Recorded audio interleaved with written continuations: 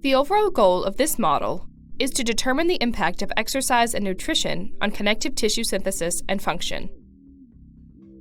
This technique uses human serum, which is taken before and after exercise, in order to treat 3D tissue so that we can understand how exercise affects the function of ligaments and tendons. 3D tissue engineering combines the benefits of well-characterized in vitro assays with the function, morphology, and biochemical characteristics of in vivo tissues.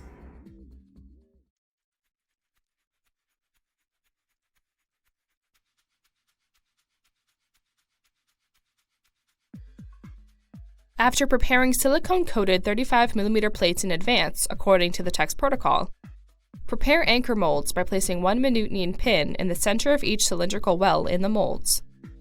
Combine beta-tricalcium phosphate and orthophosphoric citric acid solution at 1 to 3 grams per milliliter in a plastic weigh boat on ice. Use a plastic cell scraper to vigorously mix the cement.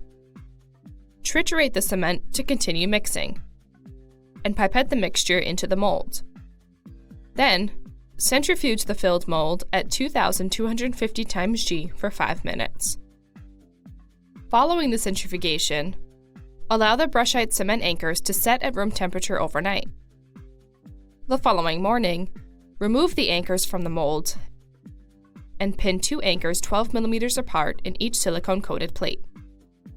Sterilize the pinned plates by spraying them with 70% ethanol, filling both the plates and lids. Then place the plates into a biological safety cabinet, or BSC.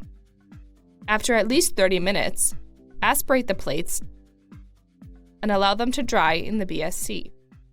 Replace the lid.